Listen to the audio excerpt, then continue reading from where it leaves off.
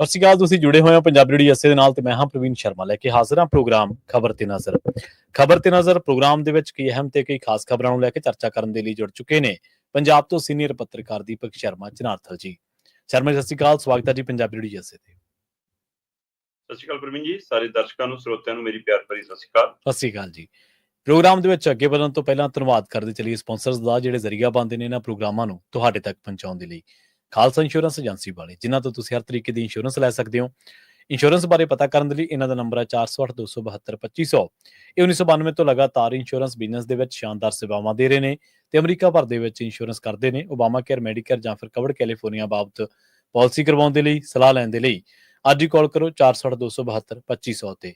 ਟਰਕੀਅਨ immigration ਲਾ firm ਵਾਲੇ, ਜੇ ਟਰਕੀਅਨ ਟੋਨੀ ਟਰਕੀਅਨ ਦੇ ਨਾਲ ਤੁਸੀਂ ਯੂਐਸ ਇਮੀਗ੍ਰੇਸ਼ਨ ਬਾਬਤ ਕੋਈ ਵੀ ਸਲਾਹ ਕਰਨੀ ਹੈ, ਕੋਈ ਵੀ ਸਵਾਲ ਪੁੱਛਣਾ, ਤੇ ਇਹਨਾਂ ਦਾ ਨੰਬਰ ਹੈ 415-909-0503। Gurdeep Singh Birdi Clovis, Mandeep Singh, Sandeep Kaur San Jose, Amrik Singh Atwal, Jarnail Singh Yuba City, Jind Kaur Anayat Kaur Bakersfield, Mahinder Singh Mahinder Kaur Mattu Yuba City ਤੇ ਜਰਨੈਲ ਸਿੰਘ ਸੈਟਲ ਤੋਂ।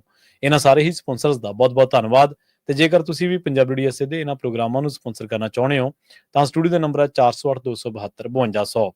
ਅੱਜ ਦਾ ਇਹ ਖਬਰ ਤੇ ਨਜ਼ਰ ਪ੍ਰੋਗਰਾਮ ਸਾਲ 2025 ਦੀ 14 ਅਪ੍ਰੈਲ ਦਾ ਪ੍ਰੋਗਰਾਮ ਹੈ ਤੇ ਦਿਨ ਅੱਜ ਸੋਮਵਾਰ ਹੈ। ਖਬਰਾਂ ਦੀ ਸ਼ੁਰੂਆਤ ਕਰੀਏ ਸਿਆਸਤ ਤੋਂ। ਸ਼ਰਮਾ ਜੀ, ਸਿਆਸਤ ਦਾ ਪਹਿਲਾਂ ਹਰ ਮੁਲਕ ਦੀ ਸਿਆਸਤ ਹੈ, ਵੈਸੇ ਭਾਰਤ ਦੇ ਵਿੱਚ ਇਹ ਪ੍ਰਚਲਨ ਥੋੜਾ ਜ਼ਿਆਦਾ ਹੋ ਗਿਆ, ਕੇਂਦਰ ਪੱਧਰ ਤੇ ਵੀ ਤੇ ਰਾਜਾਂ ਦੇ ਪੱਧਰ ਤੇ ਵੀ। ਜਦੋਂ ਰਿਪੋਰਟ ਕਾਰਡ ਦੇ ਵਿੱਚ ਕੁਝ ਹੋਵੇ ਨਾ ਤਾਂ ਸਿਆਸੀ ਪਾਰਟੀਆਂ ਫਿਰ ਉਸ ਚੀਜ਼ ਨੂੰ ਹੋਰ ਤਰੀਕਿਆਂ ਦੇ ਨਾਲ ਸਿੱਝਦੀਆਂ ਨੇ, ਉਹਦੇ ਨਾਲ ਉਹ ਲੋਕਾਂ ਨੂੰ ਆਰੇ ਲਾਉਂਦੀਆਂ ਨੇ, ਲੜਾਉਂਦੀਆਂ ਨੇ, ਟੀਵੀ ਤੇ ਕੁਝ ਉਸ ਤਰ੍ਹਾਂ ਦੀਆਂ ਡਿਬੇਟਾਂ ਕਰਾਉਂਦੀਆਂ ਨੇ, ਸੈਲੀਬ੍ਰਿਟੀਜ਼ ਤੋਂ ਉਸ ਤਰ੍ਹਾਂ ਦੇ ਬਿਆਨ, ਤਾਂ ਜੋ ਲੋਕ ਭਟਕੇ ਰਹਿਣ, ਭੜਕੇ ਵੀ ਰਹਿਣ ਤੇ ਭਟਕੇ ਵੀ ਰਹਿਣ। ਇਹੋ ਜਿਹੇ ਕੁਝ ਜੋ ਪੰਜਾਬ ਦੇ ਵਿੱਚ ਲੰਘੇ ਦਿਨਾਂ ਦੇ ਵਿੱਚ ਵਾਪਰਿਆ, ਉਸ ਮਾਮਲੇ ਦੇ ਵਿੱਚ ਖਬਰਾਂ ਦੇ ਵਿੱਚ ਚਰਚਾ, ਜਿਹੜੇ ਪੰਜਾਬ ਦੇ ਬੁੱਧੀਜੀਵੀ ਵਰਗ ਆ ਉਹਨਾਂ ਦੇ ਵਿੱਚ ਚਰਚਾ ਵੀ ਮਾਨ ਤੇ ਬਾਜਵਾ ਕੀ ਮਿਲ ਕੇ ਖੇਡ ਰਹੇ ਨੇ, ਪ੍ਰਤਾਪ ਸਿੰਘ ਬਾਜਵਾ ਤੇ ਭਗਵੰਤ ਮਾਨ। ਪ੍ਰਵੀਨ ਜੀ, ਪ੍ਰਤਾਪ ਸਿੰਘ ਬਾਜਵਾ ਇਸ ਸਮੇਂ ਪੰਜਾਬ ਦੇ ਵਿੱਚ ਵਿਰੋਧੀ ਧਿਰ ਦੇ ਲੀਡਰ ਨੇ ਜੀ। ਤੇ ਵਿਰੋਧੀ ਧਿਰ ਦੇ ਲੀਡਰ ਨੂੰ ਕੈਬਨਿਟ ਰੈਂਕ ਜਾਂ ਸਰਕਾਰ ਦੇ ਵਿੱਚ ਬਰਾਬਰ ਦਾ ਰੁਤਬਾ ਹੁੰਦਾ। ਬਿਲਕੁਲ ਸਹੀ ਹੈ ਜੀ। ਤੇ ਉਹਦੇ ਨਾਲ ਸਰਕਾਰ ਨੇ ਜਿੱਥੇ ਵਿਰੋਧੀ ਤੌਰ ਦੇ ਉੱਤੇ ਭੂਮਿਕਾ 'ਚ ਰਹਿਣਾ, ਉੱਥੇ ਉਹਦੇ ਨਾਲ ਤਾਲਮੇਲ ਬਣਾ ਕੇ ਵੀ ਰੱਖਣਾ ਹੁੰਦਾ। ਜੀ। ਇਸ ਸਾਰੀ ਪ੍ਰਕਿਰਿਆ ਦੇ ਵਿੱਚ ਵਿਰੋਧੀ ਧਿਰ ਦੇ ਲੀਡਰ ਦੀ ਕੋਈ ਵੀ ਗੱਲ ਜੇ ਤਕਨੀਕੀ ਤੌਰ ਤੇ ਦੇਖੀਏ ਤਾਂ ਗੰਭੀਰਤਾ ਨਾਲ ਲੈਣੀ ਬਣਦੀ ਹੁੰਦੀ। ਹੁਣ ਇਸ ਨੂੰ ਆਪਾਂ ਦੋ ਨਜ਼ਰੀਏ ਤੋਂ ਗੱਲ ਕਰਾਂਗੇ ਜੀ। ਕਈ ਵਾਰ ਅੱਧਾ ਸੁਣਿਆ ਪੱਖ ਕਿਸੇ ਹੋਰ ਪਾਸੇ ਨੂੰ ਜਾਂਦਾ, ਇਸ ਲਈ ਇਹਦੇ ਦੋਏ ਪਹਿਲੂਆਂ ਨੂੰ ਬਾਚਣਾ ਤੇ ਸਮਝਣਾ ਬਹੁਤ ਜ਼ਰੂਰੀ ਹੈ। ਪਹਿਲਾ ਪਹਿਲੂ ਕਿ ਇੱਕ ਵਿਰੋਧੀ ਧਿਰ ਦਾ ਲੀਡਰ ਹੈ, ਉਹਦਾ ਨਾਮ ਪ੍ਰਤਾਪ ਸਿੰਘ ਬਾਜਵਾ, ਉਹਨੇ ਇੱਕ ਬਿਆਨ ਦਿੱਤਾ ਜੀ ਕਿ ਵੀ ਮੇਰੇ ਕੋਲ ਜਾਣਕਾਰੀ ਆ, ਮੇਰੇ ਸੂਤਰ ਦੱਸਦੇ ਨੇ, ਮੇਰੀ ਦਿੱਲੀ ਤੱਕ ਪਹੁੰਚ ਹੋਈ ਆ, ਗੱਲਬਾਤ ਹੋਈ ਆ ਕਿ ਜੀ ਪੰਜਾਬ 'ਚ 50 ਗ੍ਰਨੇਡ ਆ ਗਏ ਜੀ, 18 ਫਟਲੇ, 35 ਅਜੇ ਰਹਿੰਦੇ ਨੇ। ਸੋ ਇਹ ਤੋਂ ਬਾਅਦ ਇਸ ਇੰਨੇ ਕੁ ਬਿਆਨ ਦੇ ਆਧਾਰ ਦੇ ਉੱਤੇ ਚਾਹੀਦਾ ਕੀ ਸੀ ਕਿ ਮੁੱਖ ਮੰਤਰੀ ਸਾਹਿਬ, ਪੰਜਾਬ ਦੇ ਡੀਜੀਪੀ ਸਾਹਿਬ ਤੁਰੰਤ ਕਹਿੰਦੇ ਕਿ ਜੀ ਅਸੀਂ ਮੀਟਿੰਗ ਫਿਕਸ ਕਰ ਰਹੇ ਹਾਂ ਪ੍ਰਤਾਪ ਸਿੰਘ ਬਾਜਵਾ ਨਾਲ, ਉਹ ਸਾਨੂੰ ਜਾਣਕਾਰੀ ਦੇਣ, ਉਹਨਾਂ ਕੋਲ ਜਿਹੀ ਜੀ ਜਾਣਕਾਰੀ ਆ ਅਸੀਂ ਉਹਦੇ ਆਧਾਰ ਤੇ ਛਾਣਬੀਨ ਕਰਦੇ ਹਾਂ ਤਾਂ ਕਿ ਮੁੜ ਕੇ ਕੋਈ ਹਾਦਸਾ ਨਾ ਵਾਪਰੇ। ਇਹ ਤਾਂ ਹੈ ਤੁਹਾਡੀ ਅਮਨ ਕਾਨੂੰਨ ਤੇ ਪੰਜਾਬ ਦੇ ਪ੍ਰਤੀ ਸੁਹਿਰਦਤਾ। ਜੀ ਬਿਲਕੁਲ। ਦੂਸਰੇ ਪਾਸੇ ਕੀਤਾ ਕੀ ਗਿਆ ਕਿ ਜੀ ਪੁਲਿਸ ਘਰੇ ਚਲੀ ਗਈ। ਪੁਲਿਸ ਕਹਿੰਦੀ ਜੀ ਚਲੋ ਥਾਣੇ ਆ ਜਾਓ, FIR ਕਰਤੀ ਤੁਹਾਡੇ ਤੇ, ਪੁੱਛਗਿੱਛ ਹੋ ਗਈ, ਤੁਸੀਂ ਦੱਸ ਨਹੀਂ ਰਹੇ, ਸੂਤਰ ਨਹੀਂ ਦੱਸ ਰਹੇ, ਗੱਲਬਾਤ ਦੇ ਵਿੱਚ ਪੁੱਛਗਿੱਛ ਸਹਿਯੋਗ ਨਹੀਂ ਕਰ ਰਹੇ, ਤੇ ਮੁੱਖ ਮੰਤਰੀ ਸਾਹਿਬ ਕਹਿੰਦੇ ਕੱਲ ਤੱਕ ਤਾਂ ਗ੍ਰਨੇਡ ਦੱਸ ਰਹੇ ਸੀ, ਅੱਜ ਹੁਣ ਵਕੀਲ ਲੱਭ ਰਹੇ ਨੇ। ਸੋ ਇਹ ਸਾਰਾ ਵਰਤਾਰਾ ਟਕਰਾਅ ਵਾਲੇ ਪਾਸੇ ਜਾਂਦਾ ਦਿਖ ਰਿਹਾ ਫਿਰ ਕਿ ਆਪਸ ਦੇ ਵਿੱਚ ਟਕਰਾਅ। ਤੇ ਉਧਰ ਪ੍ਰਤਾਪ ਬਾਜਵਾ ਕਹਿੰਦੇ ਵੀ ਜਾਣਕਾਰੀ ਮੇਰੀ ਸਹੀ ਆ ਪਰ ਮੈਂ ਆਪਣਾ ਸੂਤਰ ਨਹੀਂ ਦੱਸ ਰਿਹਾ। ਇਹ ਹੱਕ ਪੱਤਰਕਾਰ ਨੂੰ ਤਾਂ ਹੈ ਕਿ ਭਾਈ ਉਹ ਆਪਣੇ ਸੂਤਰ ਦਾ ਖੁਲਾਸਾ ਨਾ ਕਰੇ, ਬਿਲਕੁਲ ਸਹੀ ਮੈਨੇ ਸੂਤਰ। ਅੱਜ ਕੱਲ ਤਾਂ ਸ਼ਬਦ ਦੇ ਬਦਨਾਮ ਕਰਤਾ ਸਾਡੇ ਮੀਡੀਆ ਕਰਮੀਆਂ ਨੇ। ਸੋ ਪਰ ਫਿਰ ਵੀ ਉਹਦੇ ਕੋਲੇ ਅਧਿਕਾਰ ਖੇਤਰ ਇਸ ਲਈ ਆ ਤਾਂ ਕਿ ਕੱਲ ਨੂੰ ਫਿਰ ਉਹਦੇ ਕੋਲ ਖਬਰ ਕੌਣ ਦਊਗਾ ਜੇ ਉਹ ਉਹਦੇ ਨਾਮ ਹੀ ਡਿਸਕਲੋਜ਼ ਕਰਦੇ ਰਹੇ, ਬਿਲਕੁਲ, ਹੈ ਨਾ। ਪਰ ਤੁਸੀਂ ਵਿਰੋਧੀ ਧਿਰ ਦੇ ਲੀਡਰ ਹੋ, ਜੇ ਤੁਹਾਡੇ ਕੋਲ ਅਧਿਕਾਰਤ ਕੋਈ ਜਾਣਕਾਰੀ ਹੈ, ਤੁਸੀਂ ਉਸ ਏਜੰਸੀ ਦੇ ਹਵਾਲੇ ਨਾਲ, ਉਸ ਧਿਰ ਦੇ ਹਵਾਲੇ ਨਾਲ ਗੱਲ ਤਾਂ ਅੱਗੇ ਤੋਰ ਸਕਦੇ ਹੋ ਕਿ ਬਈ ਪਤਾ ਕਰੋ ਤੁਹਾਡੀ ਇਸ ਏਜੰਸੀ 'ਚ ਜਾਣਕਾਰੀ ਹੈਗੀ ਹੈ, ਤੁਹਾਡੀ ਇਸ ਧਿਰ ਕੋਲ ਜਾਣਕਾਰੀ ਹੈਗੀ ਹੈ, ਤੁਸੀਂ ਨਹੀਂ ਵੀ ਨਾ ਦੇਣਾ। ਹੁਣ ਪਹਿਲੀ ਨਜ਼ਰੇ ਆਹ ਪਹਿਲੂ ਹੈ ਕਿ ਵੀ ਆਹ ਟਕਰਾਅ ਪੈਦਾ ਹੋ ਗਿਆ ਇਹਦੇ ਨਾਲ ਕਿ ਜੀ ਜਾਣ ਬੁੱਝ ਕੇ ਉਹਨੇ ਕਿਹਾ ਤੇ ਸਰਕਾਰ ਨੇ ਉਹਦੇ ਤੇ ਕਾਰਵਾਈ ਕਰਤੀ ਕਿ ਜੇ ਵਿਰੋਧੀ ਧਿਰ ਦੇ ਲੀਡਰ ਤੇ ਐ ਕਾਰਵਾਈ ਹੋ ਸਕਦੀ ਹੈ, ਕੱਲ ਨੂੰ ਸਰਕਾਰ ਦੇ ਕਿਸੇ ਵੀ ਗੱਲ ਤੇ ਕੋਈ ਨੁਕਤਾਚੀਨੀ ਕਰੇ ਕਿਸੇ ਤੇ ਵੀ ਹੋ ਸਕਦੀ ਹੈ। ਹੁਣ ਆਪਾਂ ਇਸ ਮਾਧਿਅਮ ਰਾਹੀਂ ਅਕਸਰ ਗੱਲ ਕਰਦੇ ਕਿ ਪੰਜਾਬ 'ਚ ਚਿੱਟਾ ਉਵੇਂ ਹੀ ਵਿਕ ਰਿਹਾ, ਪੰਜਾਬ 'ਚ ਮਾਈਨਿੰਗ ਉਵੇਂ ਹੀ ਹੋ ਰਹੀ ਹੈ। ਉਹ ਕਹਿਣਗੇ ਜੀ ਦਿਖਾਓ ਜੀ, ਸਬੂਤ ਦਿਖਾਓ ਜੀ, ਆਜੋ ਜੀ ਤੁਹਾਨੂੰ ਚੱਕ ਲੈਂਦੇ ਹਾਂ। ਮਤਲਬ ਇਹ ਇੱਥੇ ਤੱਕ ਜਾ ਸਕਦੇ ਹੋ ਫਿਰ ਤੁਸੀਂ। ਇਹਦਾ ਮਤਲਬ ਤੁਸੀਂ ਲੋਕਾਂ ਦੀ ਆਵਾਜ਼ ਬੰਦ ਕਰਾਉਣਾ ਚਾਹੁੰਦੇ ਹੋ ਕਿ ਕੋਈ ਸਵਾਲ ਨਾ ਕਰੇ। ਹੁਣ ਇਹ ਤਾਂ ਹੈ ਉਹ ਦ੍ਰਿਸ਼ ਜਿਹੜਾ ਸਾਰਿਆਂ ਨੇ ਦੇਖਿਆ, ਪਰ ਮੈਂ ਅਕਸਰ ਪ੍ਰਵੀਨ ਜੀ ਇਹ ਗੱਲ ਕਰਦਾ ਆਇਆ ਕਿ ਰਾਜਨੀਤਿਕ ਅਜਿਹੀ ਸ਼ੈ ਹੈ, ਇਹਦੇ ਵਿੱਚ ਜੋ ਦਿਖ ਰਿਹਾ ਉਹ ਹੁੰਦਾ ਨਹੀਂ। ਸਹੀ ਹੈ, ਬਿਲਕੁਲ। ਤੇ ਜੋ ਹੁੰਦਾ ਉਹ ਦਿਖਦਾ ਨਹੀਂ। ਜੀ ਜੀ। ਹੁਣ ਜਿਹੜਾ ਦੂਸਰਾ ਪਰਦੇ ਤੇ ਓਹਲੇ ਦਾ ਪਹਿਲੂ ਹੈ, ਉਹ ਦੋਵੇਂ ਪਾਸੇ ਖੜਾ ਕਿ ਕੀ ਇਹਦੀ ਪਹਿਲ ਕਦਮੀ ਪੰਜਾਬ ਸਰਕਾਰ ਵੱਲੋਂ, ਮਾਨ ਸਰਕਾਰ ਵੱਲੋਂ ਹੋਈ ਇਸ ਫਿਕਸ ਮੈਚ ਦੀ। ਦੂਸਰੇ ਪਾਸੇ ਕੀ ਇਹਦੀ ਪਹਿਲ ਕਦਮੀ ਪ੍ਰਤਾਪ ਸਿੰਘ ਬਾਜਵਾ ਵਾਲੇ ਪਾਸਿਓਂ ਹੋਈ ਇਸ ਫਿਕਸ ਮੈਚ ਦੀ। ਜੀ। ਕਿਉਂਕਿ ਜੋ ਅੱਜ ਪੰਜਾਬ ਦੀ ਰਾਜਨੀਤੀ ਵਿੱਚ ਖਾਸ ਕਰਕੇ ਕਾਂਗਰਸੀਆਂ ਦੇ ਵਿਹੜੇ ਖੁੱਲ ਕੇ ਕੱਲ ਦਿਨ ਭਰ ਇਹਦੇ ਉੱਪਰ ਹੋ ਹੱਲਾ ਮਚਿਆ ਰਿਹਾ ਹੈ ਨਾ ਕਿ ਬਈ ਇਹ ਫਿਕਸ ਮੈਚ ਹੈ, ਇਹ ਦੋ ਹੀ ਤਰ੍ਹਾਂ ਮਿਲ ਕੇ ਖੇਡ ਰਹੀਆਂ। ਉਹਦੇ ਆਧਾਰ ਕੀ ਹੈ? ਆਧਾਰ ਇਹ ਹੈ ਕਿ ਮੁੱਖ ਮੰਤਰੀ ਭਗਵੰਤ ਮਾਨ ਹੋਰਾਂ ਦੀ ਸਰਕਾਰ ਨੇ ਦਿੱਲੀ ਦੀ ਸਕ੍ਰਿਪਟ ਦੇ ਆਧਾਰ ਤੇ 55 ਦਿਨਾਂ ਦੀ ਸਿੱਖਿਆ ਕ੍ਰਾਂਤੀ ਲਿਆਂਦੀ। ਠੀਕ ਹੈ। ਤੇ ਉਹ ਸਿੱਖਿਆ ਕ੍ਰਾਂਤੀ ਚੌਥੇ 5ਵੇਂ ਦਿਨੇ ਦਮ ਤੋੜ ਗਈ। ਕੀ ਪਖਾਨੇ, ਕੀ ਚਾਰ ਦੀਵਾਰੀ ਤੇ ਕੀ ਬੋਰਡ ਤੇ ਕੀ ਬੈਨਰ, ਕੀ ਪੱਥਰ ਹੈ ਨਾ, ਉਹ ਸਾਰਾ ਜਦੋਂ ਹਵਾ ਨਿਕਲ ਗਈ ਤਾਂ ਕਿ ਉਸ ਹਵਾ ਨੂੰ ਠੰਡਿਆ ਕਰਨ ਲਈ ਇਹ ਮੋੜਾ ਕੱਟਿਆ ਗਿਆ ਕਿ ਸਾਡੀ ਸਿੱਖਿਆ ਕ੍ਰਾਂਤੀ ਦੀ ਨਾਕਾਮੀ ਲੁਕ ਜੂਗੀ ਜੀ, ਕਿ ਆਪਾਂ ਇਸ ਨੁਕਤੇ ਤੇ ਆ ਜੰਨੇ। ਕੀ ਇਹ ਉਧਰੋਂ ਪਹਿਲ ਕਦਮੀ ਹੋਈ ਹੈ ਜਾਂ ਜਿਹੜੀ ਇਹਦੇ ਨਾਲੋਂ ਵੀ ਅਹਿਮ ਲੱਗਦੀ ਹੈ ਉਹ ਪਹਿਲ ਕਦਮੀ ਜਾਣਕਾਰੀ ਇਹ ਕਾਂਗਰਸ ਦੇ ਵਿੜਿਆਂ ਚੋਂ ਆ ਰਹੀ ਹੈ, ਪੁਸ਼ਟੀ ਕੋਈ ਨਹੀਂ ਕਰ ਰਿਹਾ ਸਾਹਮਣੇ ਆ ਕੇ।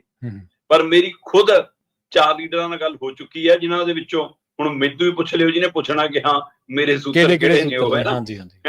ਤੇ ਉਹਨਾਂ 4 ਦੇ ਵਿੱਚੋਂ 3 ਨੇ ਇਸ ਗੱਲ ਵੱਲ ਇਸ਼ਾਰਾ ਕੀਤਾ ਕਿ ਹਾਂ ਇਹ ਗੱਲ ਹੈਗੀ ਹੈ। ਉਹ ਗੱਲ ਇਹ ਹੈ ਕਿ ਚੰਡੀਗੜ੍ਹ ਦੇ ਵਿੱਚ ਲੰਘੇ ਦਿਨਾਂ 'ਚ ਕਹਿੰਦੇ ਇਹ ਕਾਂਗਰਸ ਦੇ ਘਰੇ ਚੱਲ ਰਹੀ ਗੱਲ ਦੇ ਹਵਾਲੇ ਨਾਲ ਮੈਂ ਦੱਸ ਰਿਹਾ ਕਿ ਚੰਡੀਗੜ੍ਹ ਦੇ ਵਿੱਚ ਲੰਘੇ ਦਿਨਾਂ 'ਚ ਮਨੀਸ਼ ਸਿਸੋਦੀਆ ਤੇ ਸੰਜੇ ਸਿੰਘ, ਠੀਕ ਹੈ, ਇਹ ਕਹਿੰਦੇ ਪ੍ਰਤਾਪ ਸਿੰਘ ਬਾਜਵਾ ਨਾਲ ਮੀਟਿੰਗ ਕਰਕੇ ਜਾਂਦੇ। ਨਾ ਇਹ ਉਹਨਾਂ ਦੇ ਘਰੇ ਗਏ ਨੇ, ਨਾ ਕਹਿੰਦੇ ਉਹ ਉਹਨਾਂ ਦੇ ਘਰੇ ਆਏ ਨੇ। ਕੋਈ ਸਾਂਝਾ ਘਰ ਕਿਤੇ ਹੋਰ ਦਾ ਲੱਭਿਆ ਗਿਆ ਜਿੱਥੇ ਮੁਲਾਕਾਤ ਕਰਾਈ ਗਈ। ਠੀਕ ਹੈ।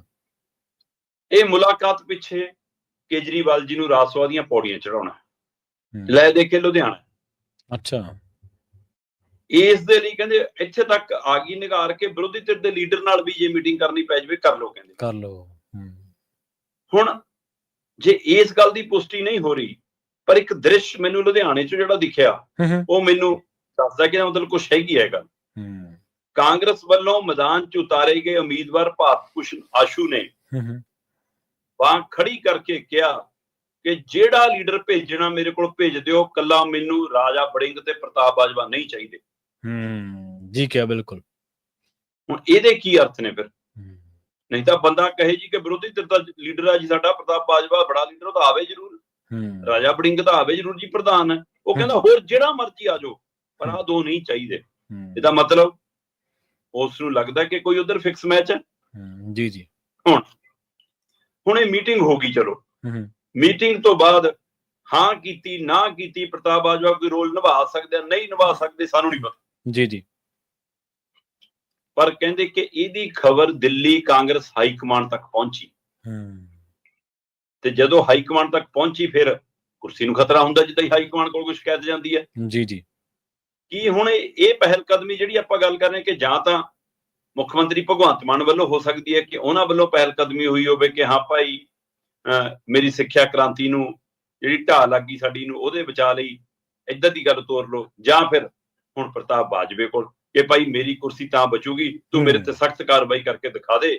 ਮੇਰੀ ਹਾਈ ਕਮਾਂਡ ਨੂੰ, ਮੇਰੀ ਪਾਰਟੀ ਨੂੰ ਲੱਗੂਗਾ ਕਿ ਮੇਰੇ ਕੋਲ ਜਿਹੜੀ ਆਫਰ ਲੈ ਕੇ ਆਏ ਸੀ ਉਹ ਮੰਨੀ ਨਹੀਂ, ਤਾਂ ਮੈਨੂੰ ਹੁਣ ਟੰਗ ਰਹੇ ਨੇ। ਸੋ ਇਸ ਲਈ ਇਹ ਫਿਕਸ ਮੈਚ ਵੱਧ ਲੱਗਦਾ, ਇਹ ਗ੍ਰਨੇਡ ਵਾਲੀ ਕਾਰਵਾਈ ਦੇ ਉੱਤੇ ਘੱਟ ਲੱਗਦੀ ਹੈ। ਜੇ ਇਹ ਸਵਾਲ ਪ੍ਰਤਾਪ ਬਾਜਵੇ ਨੂੰ ਹੈ ਕਿ ਭਾਈ 32 ਗ੍ਰਨੇਡ ਜਿਹੜੇ ਤੂੰ ਕਹਿਣਾ 10 ਕਿੱਥੇ ਨੇ, ਹੈ ਨਾ, ਤੇ ਮੁੱਖ ਮੰਤਰੀ ਭਗਵੰਤ ਮਾਨ ਨੇ ਮੀਡੀਆ 'ਚ ਗੱਲ ਕਹੀ ਹੈ, ਜਨਤਕ ਤੌਰ ਤੇ ਗੱਲ ਆਖੀ ਹੈ ਕਿ ਜੀ ਨਾ ਸਾਡੇ ਕੋਲ, ਨਾ ਸਾਡੀ ਏਜੰਸੀ ਕੋਲ, ਨਾ ਕੇਂਦਰ ਕੋਲ, ਨਾ ਕੇਂਦਰ ਦੀ ਏਜੰਸੀ ਕੋਲ ਅਜਿਹੀ ਕੋਈ ਇਤਲਾਹ ਨਹੀਂ। ਦੱਸੇ ਜੀ ਪ੍ਰਤਾਪ ਬਾਜਵਾ ਕੋਲ ਕਿੱਥੇ? ਉਹ ਭਰਾਵਾ ਜੇ ਤੁਹਾਡੇ ਕੋਲ ਜਾਣਕਾਰੀ ਹੁੰਦੀ ਤਾਂ 18 ਬੰਬ ਫਟਦੇ ਕਿਉਂ? ਤੁਹਾਡੀ ਤਾਂ ਜਾਣਕਾਰੀ ਨਲਾਇਕ ਹੈ ਤਾਂ ਹੀ ਉਹ ਫਟ ਗਏ ਜੀ। ਤੇ ਜੇ ਤੁਹਾਡੇ ਕੋਲ 18 ਦੀ ਜਾਣਕਾਰੀ ਨਹੀਂ ਤਾਂ ਹੋਰ 32 ਦੀ ਕੀ ਹੋਊਗੀ? ਤੁਸੀਂ ਤਾਂ ਉਲਟਾ ਉਹਨੂੰ ਪੁੱਛੋ ਕਿ ਭਾਈ ਧੰਨਵਾਦ ਜੇ ਤੇਰੇ ਕੋਲ ਜਾਣਕਾਰੀ ਹੈ ਦੇ। ਪਰ ਇਹ ਉਹ ਜਾਣਕਾਰੀ ਦਾ ਤਾਂ ਮਸਲਾ ਹੀ ਨਹੀਂ, ਮਸਲਾ ਤਾਂ ਲੁਧਿਆਣਾ ਚੋਣ ਦਾ ਜਨਾਬ। ਜੀ ਜੀ ਬਿਲਕੁਲ। ਤੇ ਇਹ ਸਾਰੇ ਲਈ ਇਹ ਫਿਕਸ ਮੈਚ ਵੱਧ ਲੱਗ ਰਿਹਾ ਤੇ ਮਿਲ ਕੇ ਖੇਡਿਆ ਜਾ ਰਿਹਾ। ਹੁਣ ਇਹ ਤੈਅ ਕਰੇ ਕਿ ਕੱਲਾ ਪ੍ਰਤਾਪ ਬਾਜਵਾ ਖੇਡ ਰਿਹਾ ਜਾਂ ਉਹਦੀ ਕਾਂਗਰਸ ਖੇਡ ਰਹੀ ਹੈ। ਜਿਵੇਂ ਕਹਿੰਦੇ ਹੁੰਦੇ ਆ ਨਾ ਕਿ ਬਿਆਨ ਇਹ ਤੁਹਾਡਾ ਨਿੱਜੀ ਹੈ ਜੀ, ਕੀ ਹੈ, ਸੋ ਇਹ ਤੈਅ ਕਰਨਾ ਅਜੇ ਬਾਕੀ ਹੈ। ਪਰ ਇਹਦੀ ਚਰਚਾ ਹੁਣ ਪੰਜਾਬ 'ਚ ਖੂਬ ਹੈ, ਇਹ ਲੁਕਿਆ ਨਹੀਂ ਰਿਹਾ ਏਜੰਡਾ। ਚਰਚਾ ਤਾਂ ਖੂਬ ਹੈ, ਪਰ ਜਿਹੜੀ ਥਿਊਰੀ ਤੋਂ ਤੁਸੀਂ ਗੱਲ ਕਰ ਰਹੇ ਹੋ ਜਾਂ ਤੁਸੀਂ ਹਵਾਲਾ ਦਿੱਤਾ ਵਿੱਚ ਆਪਣੀ ਗੱਲਬਾਤ ਦੇ ਸ਼ਰਮਾ ਜੀ ਕਿ ਆਸ਼ੂ ਕਹਿ ਚੁੱਕੇ ਨੇ ਕਿ ਆਹ 2 ਲੀਡਰ ਮੈਨੂੰ ਨਹੀਂ ਚਾਹੀਦੇ, ਤੇ ਜਿਹੜੀਆਂ ਮੀਟਿੰਗਾਂ ਦਾ ਦੌਰ ਜਿਹੜੀਆਂ ਇਹ ਤੁਸੀਂ ਸਾਰੀਆਂ ਚੀਜ਼ਾਂ ਦੱਸੀਆਂ ਨੇ ਉਹਨਾਂ ਤੋਂ ਤਾਂ ਹੁਣ ਕੋਈ ਅਣਬੁੱਝੀ ਗੱਲ ਰਹਿ ਨਹੀਂ ਗਈ ਕਿ ਇਹ ਕਰ ਕੀ ਰਹੇ ਨੇ ਅਸਲ ਦੇ ਵਿੱਚ, ਤੇ ਕਿੱਥੋਂ ਸਕ੍ਰਿਪਟਿੰਗ ਹੋਈ ਹੈ ਤੇ ਫਿਰ ਉਸ ਤੋਂ ਬਾਅਦ ਕਿਵੇਂ ਅਮਲ ਹੋਇਆ ਇਹਦੇ ਤੇ। ਅਗਲੀ ਗੱਲ ਕਰੀਏ ਸੁਖਬੀਰ ਬਾਦਲ ਦੀ, ਅਕਾਲੀ ਇਹਦੇ ਵਿੱਚ ਨਾ ਪ੍ਰਵੀਨ ਜੀ ਕੁਝ ਸਾਥੀ ਦੱਸ ਰਹੇ ਸੀ ਕਿ ਦੇਖੋ ਜੀ ਸੰਜੇ ਸਿੰਘ ਤਾਂ ਵਿਪਾਸ਼ਨਾ ਗਏ ਨੇ ਜੀ, ਉਹ ਕੱਲ ਨੂੰ ਪਰਤਣਗੇ ਜੀ, ਪਰਸੋਂ ਪਰਤਣਗੇ ਜੀ। ਭਰਾਵਾ ਇਹ ਗੱਲ ਅੱਜ ਜਾਂ ਕੱਲ ਦੀ ਤਾਂ ਅਸੀਂ ਕਰ ਹੀ ਨਹੀਂ ਰਹੇ। ਸਹੀ, ਬਿਲਕੁਲ ਬਿਲਕੁਲ। ਇਹਦੀ ਕੋਈ ਤਰੀਕ ਤੇ ਸਮਾਂ ਥੋੜਾ ਅਸੀਂ ਗੱਲ ਕਰ ਰਹੇ ਤਾਂ ਇਹਨਾਂ ਦਿਨਾਂ ਦੇ ਵਿੱਚ ਜਦ ਤੋਂ ਕੇਜਰੀਵਾਲ ਜੀ ਪੰਜਾਬ ਫੇਰੀਆਂ ਪਾ ਰਹੇ, ਜਦ ਤੋਂ ਮਨੀਸ਼ ਸਿਸੋਦੀਆ ਇੱਥੇ ਆਏ ਨੇ, ਇਹ ਉਹਨਾਂ ਦਿਨਾਂ ਚੋਂ ਜਨਮੀ ਹੈ। ਇਹ ਤਾਂ ਹੁਣ ਲੀਕ ਹੋਈ ਹੈ ਗੱਲ, ਲੀਕ ਹੋਣ ਤੋਂ ਬਾਅਦ ਫਿਰ ਇਹ ਨਵਾਂ ਦ੍ਰਿਸ਼ ਘੜਿਆ ਗਿਆ ਤਾਂ ਕਿ ਏਦਾਂ ਦੀ ਕਾਰਵਾਈ ਕਰਕੇ ਦਿਖਾਈ ਜਾਵੇ ਤਾਂ ਕਿ ਇਹ ਲੱਗੇ ਕਿ ਨਹੀਂ ਜੀ ਅਸੀਂ ਮਿਲ ਕੇ ਨਹੀਂ ਖੇਡਦੇ, ਪ੍ਰਭਾਵ ਸਿਰਜਿਆ ਜਾਵੇ। ਜੀ ਬਿਲਕੁਲ। ਅਗਲੀ ਗੱਲ ਕਰੀਏ ਸੁਖਬੀਰ ਬਾਦਲ ਦੀ। ਸੁਖਬੀਰ ਬਾਦਲ ਦੀ ਆਮਦ ਨੂੰ ਅਕਾਲੀ ਦਲ ਦਾ ਜਿਹੜਾ ਆਈਟੀ ਸੈੱਲ ਹੈ ਜਾਂ ਅਕਾਲੀ ਦਲ ਦਾ ਸੁਖਬੀਰ ਬਾਦਲ ਦਾ ਜਿਹੜਾ ਖੇਮਾ, ਅਕਾਲੀ ਦਲ ਤਾਂ ਆਪਾਂ ਨਾ ਕਹੀਏ, ਉਹ ਇਉਂ ਪ੍ਰਚਾਰ ਰਿਹਾ ਵੀ ਜਿਵੇਂ ਸੁਖਬੀਰ ਬਾਦਲ ਦੀ ਤੇ ਅਕਾਲੀ ਦਲ ਬਾਦਲ ਦੀ ਬਹੁਤ ਵੱਡੀ ਪ੍ਰਾਪਤੀ ਹੋਵੇ। ਹਾਲਾਂਕਿ ਆਪਾਂ ਨੂੰ ਪਤਾ ਚੀਜ਼ਾਂ ਸਾਰੀਆਂ ਉੱਥੇ ਹੀ ਖੜੀਆਂ ਨੇ। ਪਰ ਇਹਦੇ ਨਾਲ ਇੱਕ ਚਰਚਾ ਹੋਰ ਚੱਲ ਪਈ ਹੈ ਕਿ ਬੇਸ਼ੱਕ ਸੁਖਬੀਰ ਬਾਦਲ ਤਾਂ ਆ ਗਏ ਨੇ ਪਰ ਉਧਰ ਧਾਮੀ ਸਾਹਿਬ ਜਾ ਰਹੇ ਨੇ। ਪ੍ਰਵੀਨ ਜੀ, ਸੁਖਬੀਰ ਸਿੰਘ ਬਾਦਲ ਮੁੜ ਕੇ ਪ੍ਰਧਾਨ ਬਣ ਰਹੇ ਨੇ, ਇਹ ਖਬਰ ਕਿਤੇ ਵੀ ਲੁਕੀ ਨਹੀਂ ਸੀ ਕਿ ਪਾਰਟੀ ਕੀ ਫੈਸਲਾ ਲਊਗੀ, ਕੌਣ ਉਮੀਦਵਾਰ ਹੋ ਸਕਦਾ ਹੈ, ਕਿਤੇ ਵੀ ਇਹ ਕੁਝ ਲੁਕਿਆ ਨਹੀਂ ਸੀ। ਸਾਰਿਆਂ ਨੂੰ ਪਤਾ ਹੈ ਕਿ ਸਾਰੀ ਮੈਨੇਜਮੈਂਟ ਹੀ ਸੁਖਬੀਰ ਬਾਦਲ ਨੂੰ ਲਿਆਉਣ ਪਿੱਛੇ ਹੋਈ ਹੈ, ਸਾਰੀ ਕਾਰਵਾਈ ਉਹ ਸੁਖਬੀਰ ਬਾਦਲ ਲਿਆਉਣ ਪਿੱਛੇ ਹੋਈ ਹੈ। ਜੇ ਉਹੀ ਢਾਂਚਾ, ਉਹੀ ਸਟਰਕਚਰ, ਉਹੀ ਪ੍ਰਧਾਨ, ਉਹੀ ਸਾਰਾ ਕੁਝ ਰੱਖਣਾ ਸੀ ਫਿਰ ਕੀ ਲੋੜ ਸੀ ਅਸਤੀਫਿਆਂ ਦੀ? ਜੇ ਅਕਾਲ ਤਖਤ ਸਾਹਿਬ ਦੇ ਹੁਕਮਨਾਮੇ ਮੰਨਣੇ ਹੀ ਨਹੀਂ ਸੀ ਫਿਰ ਪੇਸ਼ ਨਾ ਹੁੰਦੇ, ਫਿਰ ਉੱਥੇ ਗੁਨਾਹ ਕਬੂਲੇ ਨਾ ਕਰਦੇ, ਫਿਰ ਝੋਲੀਓ ਨਾ ਪਾਉਂਦੇ। ਪਰ ਜਦੋਂ ਸੁਖਬੀਰ ਬਾਦਲ ਨੂੰ ਚੁਣ ਲਈ ਤੇਜਾ ਸਿੰਘ ਸਮੁੰਦਰੀ ਹਾਲ ਦੇ ਵਿੱਚ ਇਜਲਾਸ ਹੋਇਆ ਜੀ, ਸਵਾਲ ਉਸ ਸਮੇਂ ਵੀ ਉੱਠਿਆ ਕਿ ਇਹ ਉਹ ਲੀਡਰਸ਼ਿਪ ਹੈ ਜਿਹੜੀ ਕਹਿੰਦੀ ਸੀ ਕਿ ਜੇ ਅਸੀਂ ਧਰਮ ਦੇ ਨਾਲ ਗਏ ਜੀ, ਧਾਰਮਿਕ ਖੇਤਰ ਦੀ ਗੱਲ ਮੰਨ ਲਈ ਜੀ, ਸਾਡੀ ਮੈਂਬਰਸ਼ਿਪ ਰੱਦ ਹੋ ਜੂ। ਫਿਰ ਤੁਸੀਂ ਆਪ ਕਿਉਂ ਐਸਜੀਪੀਸੀ ਤੇ ਉਸ ਤੇਜਾ ਸਿੰਘ ਸਮੁੰਦਰੀ ਹਾਲ ਤੱਕ ਗਏ? ਤੁਸੀਂ ਆਪ ਕਿਉਂ ਸੱਚਖੰਡ ਸ੍ਰੀ ਦਰਬਾਰ ਸਾਹਿਬ ਦੇ ਗਲਿਆਰੇ ਸਥਿਤ ਉਹ ਸਮੁੰਦਰੀ ਹਾਲ 'ਚ ਗਏ? ਤੁਸੀਂ ਫਿਰ ਚੰਡੀਗੜ੍ਹ ਕਰ ਲੈਂਦੇ, ਕੋਈ ਮੈਰਿਜ ਪੈਲੇਸ 'ਚ ਕਰ ਲੈਂਦੇ, ਆਪਣੇ ਦਫ਼ਤਰ 'ਚ ਕਰ ਲੈਂਦੇ। ਸੋ ਉੱਥੇ ਹੀ ਕਿਉਂ ਕੀਤਾ? ਜੀ ਬਿਲਕੁਲ, ਇਹ ਤਾਂ ਤੁਹਾਡੇ ਤੇ ਸਵਾਲ ਆਪ ਖੜਾ ਹੋ ਰਿਹਾ। ਦੂਸਰਾ, ਤੇਜਾ ਸਿੰਘ ਸਮੁੰਦਰੀ ਹਾਲ ਦਰਬਾਰ ਸਾਹਿਬ ਦੇ ਗਲਿਆਰੇ ਦਾ ਹਿੱਸਾ ਹੈ ਜੀ, ਤੇ ਉੱਥੇ ਵੀ ਕੋਈ ਮਰਿਆਦਾ ਹੈ, ਤੇ ਉਸ ਮਰਿਆਦਾ ਨੂੰ ਤੁਸੀਂ ਤਾਰ-ਪੀੜੋ ਕੌਣ ਕਰ ਰਹੇ ਹੋ? ਜਿਹੜੇ ਆਪਣੇ ਆਪ ਨੂੰ ਅਕਾਲੀ ਕਹਾਉਂਦੇ। ਇੱਕ ਵਿਅਕਤੀ ਵਿਸ਼ੇਸ਼ ਦੇ ਉੱਥੇ ਜੈਕਾਰੇ ਲੱਗਣੇ, ਨਾਰੇ ਲੱਗਣੇ ਕਿੱਥੇ ਸ਼ੋਭਦਾ ਹੈ? ਜਿੱਥੇ ਬੋਲੇ ਸੋ ਨਿਹਾਲ ਦੇ, ਹੈ ਨਾ, ਅਕਾਲ ਤਖਤ ਸਾਹਿਬ ਦੇ ਚੜ੍ਹਦੀ ਕਲਾ ਦੇ ਨਾਰੇ ਲੱਗਣੇ, ਉੱਥੇ ਤੁਸੀਂ ਕਿਹੜੇ ਆਪਣੇ ਵਿਅਕਤੀਆਂ ਦੇ ਨਾਰੇ ਲਾ ਰਹੇ, ਆਪਣੇ ਨਾਮ ਦੇ ਨਾਰੇ ਲਾ ਰਹੇ ਹੋ? ਇਹ ਕਿੱਥੋਂ ਦੀ ਮਰਿਆਦਾ? ਫਿਰ ਜਿਹੜਾ ਸਵਾਲ ਤੁਸੀਂ ਕਰ ਰਹੇ ਹੋ ਧਾਮੀ ਸਾਹਿਬ ਵਾਲਾ ਜੀ, ਉਹਦੇ ਵਿੱਚੋਂ ਇੱਕ ਗੱਲ ਸਮਝਣ ਦੀ ਲੋੜ ਹੈ ਕਿ ਜੇ ਉਹਦੇ ਪਰ ਕੇਂਦਰਿਤ ਰਹੋ ਤੁਸੀਂ, ਉਹ ਇਜਲਾਸ ਹੀ ਤੁਹਾਡਾ, ਉਹ ਚੋਣ ਇਜਲਾਸ ਹੀ ਸਾਰਾ ਕੁਝ ਬਿਆਨ ਕਰਦਾ। ਪ੍ਰਵੀਨ ਜੀ, ਇੱਕ ਲੜਾਈ ਸੁਖਬੀਰ ਬਾਦਲ ਦੀ ਧਿਰ ਦੀ ਉਹਨਾਂ ਲੀਡਰਾਂ ਨਾਲ ਹੈ ਜਿਹੜੇ ਨਾਲ ਰਹੇ, ਮੌਜਾਂ ਮਾਣੀਆਂ ਤੇ ਹੁਣ ਵਿਰੋਧ ਖੜੇ ਨੇ। ਹਾਂਜੀ ਬਿਲਕੁਲ। ਸੁਖਬੀਰ ਬਾਦਲ ਨੂੰ ਲੱਗਦਾ ਕਿ ਇਹਨਾਂ ਕਰਕੇ ਮੈਨੂੰ ਅਕਾਲ ਤਖਤ ਮੂਹਰੇ ਪੇਸ਼ ਹੋਣਾ ਪਿਆ, ਨਹੀਂ ਤਾਂ ਮਾਮਲਾ ਨਿਬੜ ਜਾਣਾ ਸੀ। ਇੱਕ ਤਾਂ ਉਹ ਹੁਣ ਉਹਨਾਂ ਲਈ ਵੱਡੀ ਚੁਣੌਤੀ ਉਹ 5 ਮੈਂਬਰੀ ਕਮੇਟੀ ਹੈ। ਹੁਣ ਤਾਂ ਉਹਨੂੰ ਵੀ ਇੱਕ 5 ਮੈਂਬਰੀ ਕਮੇਟੀ ਤੁਰੀ ਫਿਰਦੀ ਆ। ਜਿਹੜੇ ਤੁਸੀਂ ਅਕਾਲ ਤਖਤ ਸਾਹਿਬ ਦੇ ਹੁਕਮਨਾਮੇ ਨੂੰ ਵੀ ਦਰਕਨਾਰ ਕਰਕੇ ਉਹਨਾਂ ਬਾਰੇ ਅਜਿਹੀ ਭਾਸ਼ਾ ਵਰਤ ਰਹੇ ਹੋ, ਇੱਥੋਂ ਵੀ ਤੁਹਾਡਾ ਵਿਰੋਧਾਭਾਸ ਨਜ਼ਰ ਆਉਂਦਾ। ਸਹੀ। ਇੱਕ ਚੁਣੌਤੀ ਤੁਹਾਡੇ ਮੂਹਰੇ 227 ਵਾਲੀ ਖੜੀ ਹੈ, ਜਿਹਦਾ ਤੁਸੀਂ ਬਾਰ-ਬਾਰ ਆਪਣੀ, ਚਾਹੇ ਉਹ ਇਜਲਾਸ 'ਚ ਵੀ, ਚਾਹੇ ਮਤਿਆਂ 'ਚ ਵੀ, ਚਾਹੇ ਵਿਸਾਖੀ ਮੌਕੇ ਦਮਦਮਾ ਸਾਹਿਬ ਵਿਖੇ ਵੀ ਕਾਨਫਰੰਸ 'ਚ ਵੀ, ਕਿ ਤਿਆਰ ਹੋ ਜਾਓ 227 ਤਾਂ ਅਸੀਂ ਆਏ ਖੜੇ ਹਾਂ। ਬੀਬਾ ਹਰਸਿਮਰਤ ਤਾਂ ਕਹਿੰਦੀ ਦਿੱਲੀ ਵੀ ਜਿੱਤ ਲਾਂਗੇ ਜੇ ਵਰਕਰ ਖੜੇ ਹੋ ਜਾਣ। ਜੀ। ਸੋ ਇਸ ਲਈ ਇੱਕ ਲੜਾਈ ਤੁਹਾਡੀ ਦੂਜੀਆਂ ਧਿਰਾਂ ਨਾਲ ਖੜੀ ਹੈ। ਪਰ ਜਿਹੜੇ ਲੀਡਰ ਤੁਹਾਡੇ ਨਾਲ ਨੇ, ਜਿਹੜੇ ਲੀਡਰ ਤੁਹਾਡੇ ਨਾਲ ਬੈਠਦੇ ਨੇ, ਉੱਠਦੇ ਨੇ, ਆਉਂਦੇ ਨੇ, ਜਾਂਦੇ ਨੇ, ਕਿ ਉਹ ਸਾਰੇ ਤੁਹਾਡੇ ਨਾਲ ਨੇ?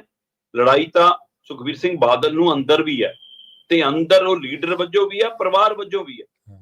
ਉਸੇ ਇਜਲਾਸ ਦੇ ਵਿੱਚ ਬਿਕਰਮ ਸਿੰਘ ਮਜੀਠੀਆ ਨੇ ਪੁੱਛਿਆ ਕਿ ਮੈਨੂੰ ਦੱਸਦਾ ਦਿਓ, ਮੈਂ ਜਿਹੜਾ ਪਿੱਠ 'ਚ ਛੁਰਾ ਮਾਰੀ ਸੀ ਕਿੰਨਾ ਕੁ ਡੂੰਘਾ ਸੀ, ਕਿੱਥੇ ਵੱਜਿਆ ਸੀ। ਸਹੀ, ਬਿਲਕੁਲ ਸਹੀ।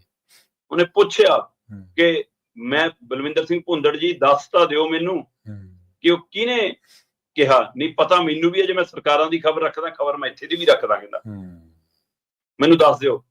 ਤੇ ਇਹਦਾ ਮਤਲਬ ਜਦੋਂ ਉਹਨੂੰ ਚੁੱਪ ਕਰਾਉਣ ਲਈ ਪਿੱਛੋਂ ਹੱਥ ਮਾਰਿਆ ਗਿਆ, ਬੇਸ਼ੱਕ ਇਹ ਕਿਹਾ ਜਾ ਰਿਹਾ ਕਿ ਮਤਾ ਕਿਹਾ ਸੀ ਜੀ, ਮਤਾ ਪੜ੍ਹ ਦਿਓ, ਤੇ ਉਹ ਕਹਿੰਦਾ ਟਿਕ ਜੋ ਚੀਮਾ ਸਾਹਿਬ, ਕਹਿ ਲੈਣ ਦਿਓ, ਹਜੇ ਤਾਂ ਪ੍ਰਧਾਨ ਚੁਣਿਆ ਨਹੀਂ ਹੈ ਨਾ, ਤੇ ਉਹਨੀ ਜੇ ਸਾਨੂੰ ਤਾਂ ਕੁਛ ਗੱਲ ਕਹਿ ਲੈਣ ਦਿਓ। ਤੇ ਉਹ ਕਹਿੰਦੇ ਨਹੀਂ ਜੀ, ਉਹ ਸਰਨਾ ਜੀ ਲਾ ਰਹੇ ਨੇ ਸੁਨੇਹਾ। ਕਹਿੰਦਾ ਸਰਨਾ ਜੀ ਦੇਖ ਲਓ, ਤੁਹਾਡਾ ਨਾਂ ਲਈ ਜਾਂਦੇ ਆ, ਹੈ ਨਾ, ਮੈਨੂੰ ਪਤਾ ਕਮਾਂਡ ਤਾਂ ਪਿੱਛੋਂ ਆਉਂਦੀ ਹੈ। ਹੁਣ ਉਹ ਪਿੱਛੋਂ ਕਿਹਨੂੰ ਕਿਹਾ ਗਿਆ, ਕੌਣ ਬੈਠਾ ਸੀ ਸਰਨੇ ਦੇ ਪਿੱਛੇ, ਸਭ ਨੂੰ ਦਿਖਦਾ। ਸਹੀ ਹੈ। ਪਰ ਜਦੋਂ ਬਲਵਿੰਦਰ ਸਿੰਘ ਭੁੰਦੜ ਬੋਲਣ ਲਈ ਖੜੇ ਹੋਏ, ਹਾਂਜੀ, ਤਾਂ ਉਹ ਇਹ ਵੀ ਕਹਿ ਗਏ, ਉਸੇ ਮਤਲਬ ਦੋਵਾਂ ਚੋਂ, ਦੋਏ ਗੱਲਾਂ ਚੋਂ ਇੱਕ ਗੱਲ ਤਾਂ ਝੂਠ ਬੋਲ ਰਹੇ ਹੋ ਤੁਸੀਂ ਫਿਰ। ਜੀ। ਇੱਕ ਪਾਸੇ ਤਾਂ ਉਹ ਕਹਿ ਰਹੇ ਨੇ ਕਿ ਬਿਆਨ ਤਾਂ ਮੇਰਾ ਸੀ, ਪਰ ਮੈਂ ਇਹ ਮਾੜੇ ਸ਼ਬਦ ਵਰਤਦਾ ਨਹੀਂ ਅਜਿਹੇ, ਇਸ ਲਈ। ਪਰ ਮੈਂ ਫਿਰ ਵੀ ਬਿਕਰਮ ਮਜੀਠੀਆ ਤੋਂ ਮਾਫੀ ਮੰਗਦਾ। ਮਤਲਬ ਉਹਨਾਂ ਨੇ ਭਰੇ ਆਪਣੇ ਡੈਲੀਗੇਟਾਂ ਦੇ ਇਜਲਾਸ ਕਿਹਾ ਕਿ ਉਹ ਸ਼ਬਦ ਮੈਂ ਨਹੀਂ ਕਹੇ ਸੀ, ਪਰ ਮੇਰੇ ਨਾਂ ਤੇ ਛਾਪੇ ਗਏ। ਜੀ। ਫਿਰ ਸੁਖਬੀਰ ਬਾਦਲ ਤੇ ਹਰਸਿਮਰਤ ਨੂੰ ਬਚਾਉਂਦਿਆਂ ਵੀ ਕਿਹਾ ਕਿ ਮਜੀਠੀਆ ਜੀ, ਨਾ ਸੁਖਬੀਰ ਜੀ ਦਾ ਹੁਕਮ ਸੀ, ਨਾ ਮਜੀਠੀਆ ਜੀ ਦਾ ਹੁਕਮ ਸੀ ਇਹ ਸ਼ਬਦਾਂ ਦੇ ਲਈ, ਤੁਹਾਨੂੰ ਵੀ ਪਤਾ ਹੀ ਹੈ ਕਿਹਨੇ ਕਿਹਾ। ਹੁਣ ਇਸ਼ਾਰਾ ਕਿਹਦੇ ਵੱਲ ਕਰ ਰਹੇ ਸੀ, ਸਹੀ ਦੱਸਣ। ਕੀ ਉਹ ਸਰਨੇ ਨੂੰ ਕਟਹਿਰੇ 'ਚ ਖੜਾ ਕਰ ਰਹੇ ਸੀ, ਜਾਂ ਦਲਜੀਤ ਚੀਮੇ ਨੂੰ ਕਰ ਰਹੇ ਸੀ, ਜਾਂ ਮਹੇਸ਼ਿੰਦਰ ਗਰੇਵਾਲ ਨੂੰ ਕਰ ਰਹੇ ਸੀ, ਜਾਂ ਕਿਸੇ ਹੋਰ ਨੂੰ ਕਰ ਰਹੇ ਸੀ? ਕਿਹਨੂੰ ਕਹਿ ਰਹੇ ਸੀ ਉਹ? ਕੌਣ ਐਡਾ ਵੱਡਾ ਤਾਕਤਵਰ ਆ ਜਿਹੜਾ ਆਪਣੇ ਆਪ ਅਜਿਹੇ ਸ਼ਬਦ ਵਰਤ ਗਿਆ? ਜੀ। ਪਰ ਉਸੇ ਬਲਵਿੰਦਰ ਸਿੰਘ ਭੁੰਦੜ ਜਿਹੜੇ ਇਜਲਾਸ ਦੇ ਵਿੱਚ ਸੁਖਬੀਰ ਤੇ ਹਰਸਿਮਰਤ ਨੂੰ ਬਚਾਉਂਦੇ ਨਜ਼ਰ ਆ ਰਹੇ ਸੀ, ਉਹ ਤੋਂ ਬਾਅਦ ਛਡਾ ਕੇ ਭੱਜ ਗਏ। ਪ੍ਰਧਾਨ ਜੀ ਪ੍ਰਧਾਨ ਬਣਦੇ ਮੀਡੀਆ ਦੇ ਵਿੱਚ, ਅਜੇ ਪ੍ਰਧਾਨ ਬਣਿਆ ਨੂੰ ਚੰਦ ਮਿੰਟ ਹੋਏ ਸੀ, ਉਹ ਕਹਿੰਦੇ ਰਹਿ ਗਏ ਕਿ ਮੈਨੂੰ ਆਪਣੀ ਗੱਲ ਪ੍ਰਧਾਨ ਜੀ ਤੁਹਾਡੀ ਹਾਜ਼ਰੀ 'ਚ ਕਹਿ ਲੈਣ ਦਿਓ। ਛਡਾਈ ਤੇ ਉਹ ਗਏ। ਸੋ ਇਹਦਾ ਮਤਲਬ ਤੁਹਾਡੇ ਅੰਦਰ ਸਾਰਾ ਕੁਝ ਠੀਕ ਨਹੀਂ ਹੈ। ਪਰ ਜਿਹੜਾ ਜਨਤਕ ਤੌਰ ਤੇ ਦਿਖਿਆ ਉਸ ਦਿਨ, ਉਹ ਸੀ ਧਾਮੀ ਹੋਰਾਂ ਦੀ ਗੈਰ ਹਾਜ਼ਰੀ। ਉਸ ਇਜਲਾਸ ਦੇ ਵਿੱਚ ਐਡਵੋਕੇਟ ਹਰਜਿੰਦਰ ਸਿੰਘ ਧਾਮੀ ਜੀ, ਸ਼੍ਰੋਮਣੀ ਗੁਰਦੁਆਰਾ ਪ੍ਰਬੰਧਕ ਕਮੇਟੀ ਦੇ ਪ੍ਰਧਾਨ, ਗੈਰ ਹਾਜ਼ਰ ਰਹਿੰਦੇ ਨੇ। ਜਿਨ੍ਹਾਂ ਨੂੰ ਖੁਦ ਸੁਖਬੀਰ ਬਾਦਲ ਮਨਾ ਕੇ ਲਿਆਏ ਸੀ, ਉਹ ਸੁਖਬੀਰ ਬਾਦਲ ਦੀ ਤਾਜਪੋਸ਼ੀ ਮੌਕੇ ਗੈਰ ਹਾਜ਼ਰ ਰਹੇ ਨੇ। ਸਹੀ ਹੈ। ਜਦੋਂ ਗਿਆਨੀ ਕੁਲਦੀਪ ਸਿੰਘ ਗੜਗਾਜੋਰਾ ਨੂੰ ਲਾਇਆ ਗਿਆ, ਤਬ ਧਾਮੀ ਸਾਹਿਬ ਜੋ ਸੇਵਾ ਸੰਭਾਲੀ, ਤਾਂ ਧਾਮੀ ਸਾਹਿਬ ਉੱਥੇ ਨਹੀਂ ਸੀ। ਜਦੋਂ ਦਮਦਮਾ ਸਾਹਿਬ ਦੇ ਜਥੇਦਾਰ ਬਾਬਾ ਟੇਕ ਸਿੰਘ ਧਨੌਲਾ ਨੂੰ ਸੇਵਾ ਸੰਭਾਲੀ, ਤਾਂ ਧਾਮੀ ਸਾਹਿਬ ਅਹੁਦੇ ਤੇ ਸੀ, ਪਰ ਧਾਮੀ ਸਾਹਿਬ ਨਹੀਂ ਗਏ। ਜੀ। ਸੋ ਇਹਦਾ ਮਾਗੀ ਵਾਲੀ ਕਾਨਫਰੰਸ ਦੇ ਵਿੱਚ ਗੁਰੂ ਘਰ ਮੱਥਾ ਟੇਕ ਕੇ ਆਏ, ਪਰ ਸਟੇਜ ਤੇ ਨਹੀਂ ਗਏ ਸੀ। ਸੋ ਇਹਦਾ ਮਤਲਬ ਧਾਮੀ ਹੋਰੀ ਅਜੇ ਵੀ ਨਾਰਾਜ਼, ਨਿਰਾਸ਼ ਤੇ ਔਖੇ ਨੇ, ਕਿਉਂਕਿ ਸਥਿਤੀ ਇਹ ਬਣਾ ਦਿੱਤੀ ਗਈ ਹੈ ਕਿ ਜਿਵੇਂ SGPC ਅਕਾਲ ਤਖਤ ਨਾਲ ਹੁਣ ਆਡਾ ਲੈ ਰਹੀ ਹੋਵੇ। ਇਹ ਸਥਿਤੀ ਪੈਦਾ ਕਰ ਦਿੱਤੀ ਗਈ ਹੈ। ਸੋ ਕੀ ਧਾਮੀ ਹੋਰੀ ਇਸ ਗੱਲ ਕਾਰਨ ਪਿੱਛਾ ਹੋਣਾ ਚਾਹੁੰਦੇ ਨੇ? ਜੀ, ਦੱਸਿਆ ਹੀ ਜਾ ਰਿਹਾ ਜੀ ਕਿ ਉਹਨਾਂ ਦੀ ਸਿਹਤ ਠੀਕ ਨਹੀਂ ਸੀ, ਉਹਨਾਂ ਨੇ ਫਿਰ ਵੀ ਵਧਾਈ ਤਾਂ ਭੇਜੀ ਹੈ ਜੀ, ਹੈ ਨਾ। ਉਹ ਹੁਣ ਦੁਵਿਧਾ 'ਚ ਨੇ ਕਿ ਜੇ ਇੱਕ ਵਾਰ ਫਿਰ ਹੁਣੇ ਛੱਡ ਕੇ ਗਿਆ ਤਾਂ ਨਵੀਂ ਤਜੀਅਤ ਹੋਊਗੀ ਕਿ ਫਿਰ ਆਈ ਕੀ ਕਰਨਾ ਸੀ ਜੇ ਹੁਣੇ ਛੱਡਣਾ ਸੀ। ਜੇ ਨਹੀਂ ਛੱਡਦਾ ਤਾਂ ਕਹਿੰਦੇ ਮਨ ਨਹੀਂ ਟਿਕਦਾ, ਮਾਨਸਿਕ ਤੌਰ ਤੇ ਪਰੇਸ਼ਾਨੀਆਂ। ਸੋ ਇਹ ਸਾਰੀ ਸਥਿਤੀ ਦੇ ਵਿੱਚ ਮੀਟਿੰਗ 15 ਤਰੀਕ ਨੂੰ ਜਿਹੜੀ SGPC ਦੀ ਅੰਤਰਿਮ ਕਮੇਟੀ ਦੀ ਮੀਟਿੰਗ ਹੋਣੀ ਸੀ, ਉਹ 16 ਤੇ ਲਿਜਾਈ ਗਈ ਹੈ। ਜੀ। ਸੋ ਕੀ 15 ਨੂੰ ਧਾਮੀ ਉਹਨਾਂ ਨੇ ਆਉਣ ਤੋਂ ਇਨਕਾਰ ਕਰਤਾ ਸੀ, ਇਸ ਲਈ ਸਮਾਂ ਵਧਾਇਆ ਕਿ ਫਿਰ ਮਨਾ ਲਈਏ, ਫਿਰ ਸਮਝਾ ਲਈਏ, ਜਾਂ ਕੋਈ ਹੋਰ ਪਹਿਲੂ ਆ? ਸੋ ਧਾਮੀ ਹੋਰੀ ਅਸਤੀਫਾ ਦੇ ਸਕਦੇ ਨੇ। ਉਹ ਅੱਜ ਦਿੰਦੇ ਆ, ਕੱਲ ਦਿੰਦੇ ਆ, 16 ਤੋਂ ਬਾਅਦ ਦਿੰਦੇ ਆ, 16 ਤੋਂ ਪਹਿਲਾਂ ਦਿੰਦੇ ਆ, ਵਕਤ ਤੈਅ ਕਰੂਗਾ। ਪਰ ਉਹ ਅਜੇ ਵੀ ਸੁਖਬੀਰ ਬਾਦਲ ਵਾਲੇ ਸਾਂਚੇ 'ਚ ਹੁਣ ਮੁੜ ਕੇ ਫਿੱਟ ਨਹੀਂ ਬੈਠੇ। ਪਰ ਸਵਾਲ ਤਾਂ ਇਹ ਰਹੂਗਾ ਨਾ ਵੀ ਜਿਹੜਾ ਰਾਹ ਪੱਧਰਾ ਹੋਇਆ, ਇਹਦੇ ਵਿੱਚ ਉਹਨਾਂ ਦਾ ਰੋਲ ਕਿੰਨਾ? ਇਹਦੇ ਲਈ ਤਾਂ ਉਹਨਾਂ ਦੀ ਭੂਮਿਕਾ ਕੰਮ ਤਾਂ ਕਰ ਗਏ। ਹਾਂਜੀ, ਕੰਮ ਕਰ ਗਏ ਉਹ। ਜਾਂ ਤਾਂ ਫਿਰ ਤੁਸੀਂ ਅੰਤਰਿਮ ਕਮੇਟੀ ਦੀ ਬੈਠਕ 'ਚ ਫੈਸਲੇ ਲੈਂਦੇ ਨਾ। ਹਾਂਜੀ, ਬਿਲਕੁਲ।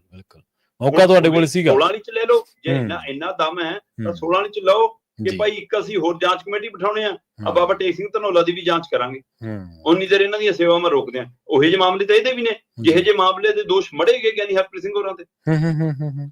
ਫਿਰ ਆਜੋ ਇੱਧਰ। ਜੀ, ਬਿਲਕੁਲ। ਬਹੁਤ ਕੁਛ ਹੈ। ਬਿਲਕੁਲ। ਤੇ ਪਰ ਮੇਰੇ ਖਿਆਲ ਦੇ ਨਾਲ ਜਦੋਂ ਓਵਰਆਲ ਇਹਦਾ ਸਾਰਾ ਕਨਕਲੂਜਨ ਹੋਊਗਾ ਸ਼ਰਮਾ ਜੀ, ਉਦੋਂ ਧਾਮੀ ਸਾਹਿਬ ਦੇ ਉੱਤੇ ਕਈ ਸਵਾਲ ਉੱਠਣਗੇ, ਜਿਨ੍ਹਾਂ ਦੇ ਜਵਾਬ ਦੇਣ ਉਹਨਾਂ ਨੂੰ ਔਖੇ ਹੋ ਜਾਣਗੇ, ਖਾਸ ਕਰਕੇ ਪਿਛਲੇ 3 ਹਫ਼ਤਿਆਂ ਦੇ ਵਿੱਚ ਜੋ ਵਾਪਰਿਆ ਉਸ ਮਾਮਲੇ ਦੇ ਵਿੱਚ।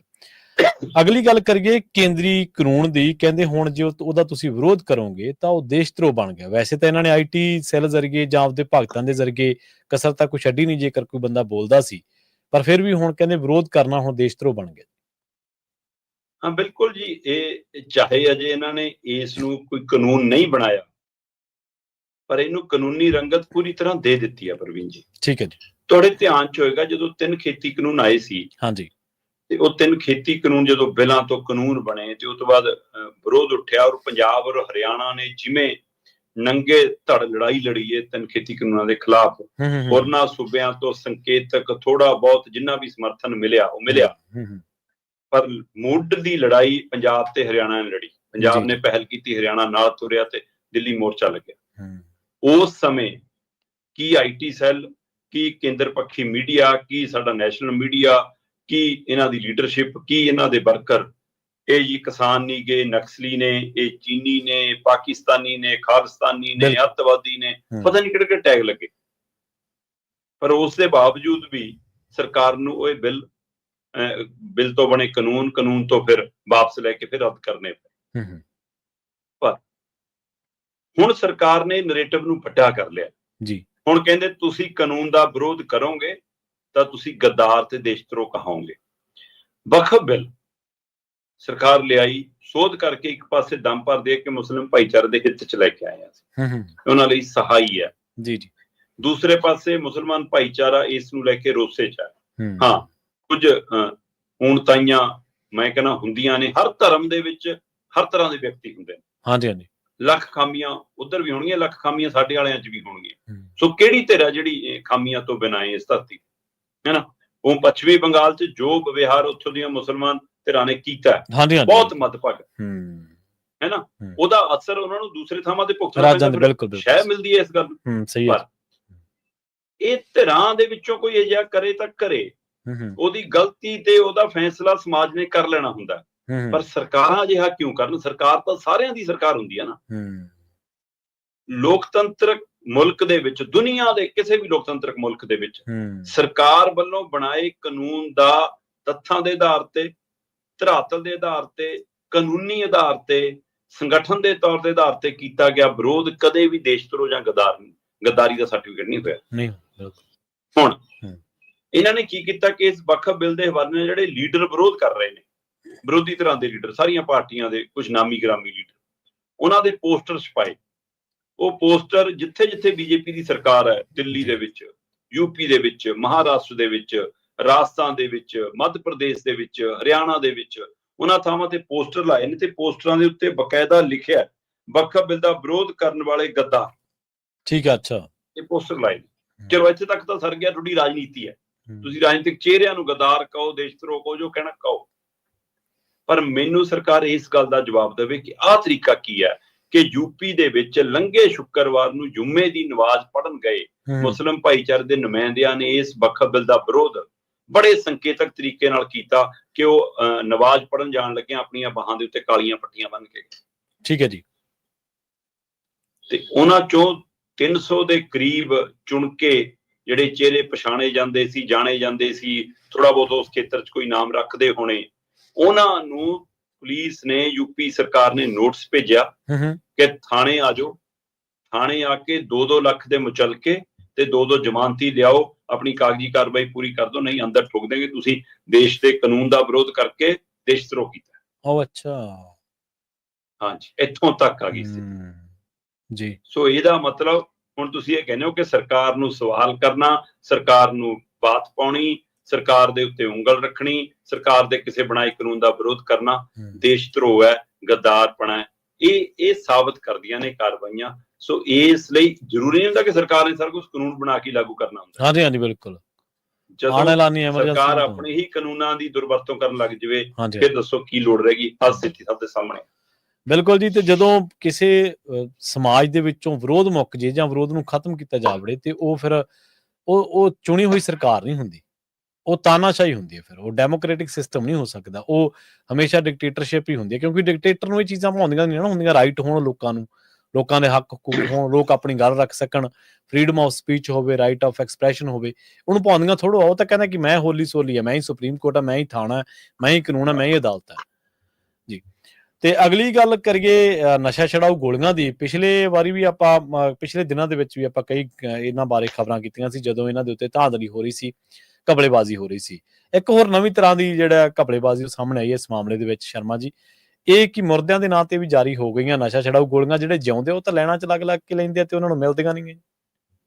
ਪ੍ਰਵੀਨ ਜੀ, ਕਰੋਨਾ ਕਾਲ ਦੇ ਦੌਰਾਨ ਆਪਾਂ ਦੇਖੀਆਂ ਪੰਜਾਬ 'ਚ ਲੰਬੀਆਂ ਲਾਈਨਾਂ ਲੱਗਦੀਆਂ। ਹਾਂਜੀ ਹਾਂਜੀ ਬਿਲਕੁਲ। ਪੰਜਾਬ ਦੇ ਜਿਹੜੇ ਸੈਂਟਰ ਨੇ ਪੰਜਾਬ ਸਰਕਾਰ ਵੱਲੋਂ, ਹੈਲਥ ਸੈਂਟਰ ਜਾਂ ਕੁਛ ਨੇ, ਉੱਥੇ ਬਕਾਇਦਾ ਰਿਕਾਰਡ ਹੁੰਦਾ ਕਿ ਇਹ ਬੰਦਾ ਬਈ ਹੁਣ ਮਤਲਬ ਦੂਜਾ ਸਿੰਥੈਟਿਕ ਨਸ਼ਾ ਛੱਡ ਰਿਹਾ, ਇਹ ਗੋਲੀ ਤੇ ਆ ਗਿਆ, ਇਹਦੀ ਹੌਲੀ ਹੌਲੀ ਡੋਜ਼ ਘਟਾਉਣੀ ਹੈ, ਘਟਾ ਕੇ ਤਾਂ ਕਿ ਨਸ਼ਾ ਛੱਡ ਜਾਵੇ। ਪਰ ਅੱਜ ਦੀ ਤਰੀਕ 'ਚ ਸੱਚਾਈ ਇਹ ਹੈ ਕਿ 99% ਲੋਕ ਇਸ ਗੋਲੀ ਨੂੰ ਨਸ਼ੇ ਵਜੋਂ ਹੀ ਵਰਤਦੇ ਨੇ ਜੀ, ਤੇ ਇਹਦੇ ਨਾਲ ਇਹ ਪੂਰਤੀ ਹੋ ਰਹੀ ਹੈ। ਔਰ ਇਹ ਉਹੀ ਨਹੀਂ ਵਰਤਦੇ ਜਿਨ੍ਹਾਂ ਦਾ ਰਿਕਾਰਡ ਚੜਿਆ, ਉਹ ਗਾਹਾਂ ਵੀ ਵੇਚਦੇ ਨੇ। ਮਤਲਬ ਇਹ ਪੱਤਾ ਸਰਕਾਰ ਵੱਲੋਂ ਉਪਲਬਧ ਕਰਾਇਆ ਜਾਂਦਾ ਤੇ ਬਾਹਰ ਆ ਕੇ 200 ਤੋਂ 500 ਰੁਪਏ ਚ ਵਿਕਦਾ ਜੀ। ਸੋ ਇਹ ਪ੍ਰਕਿਰਿਆ ਜਾਰੀ ਹੈ। ਬਾਹਰ ਇਹ ਦਲਾਲ ਖੜੇ ਹੁੰਦੇ ਨੇ, ਬੇਸ਼ੱਕ ਸਰਕਾਰਾਂ ਕਰਦੀਆਂ ਕਿ ਜੀ ਇੱਕ ਨੂੰ ਇੱਕ ਵਾਰੇ ਮਿਲੂ ਜੀ, ਓਨਾ ਹੀ ਮਿਲੂ ਜੀ, ਇੰਨੇ ਹੀ ਮਿਲੂ, ਪਰ ਸਾਰਾ ਕੁਝ ਚੱਲ ਰਿਹਾ। ਇੱਥੋਂ ਤੱਕ ਤਾਂ ਹੈ ਕਿ ਜਿਹੜੇ ਲੋਕ ਗੋਲੀ ਲੈਂਦੇ ਨੇ ਉਹ ਇਹਦੀ ਦੁਰਵਰਤੋਂ ਕਰਦੇ ਨੇ ਆਪਣੇ ਲਈ ਜਾਂ ਕਿਸੇ ਹੋਰ ਨੂੰ ਵੇਚ ਕੇ। ਪਰ ਜਿਹੜੇ ਸੈਂਟਰ 'ਚ ਬਿਠਾਏ ਨੇ ਸਰਕਾਰ ਨੇ, ਉਹ ਤਾਂ ਜ਼ਿੰਮੇਵਾਰ ਵਿਅਕਤੀ ਨੇ।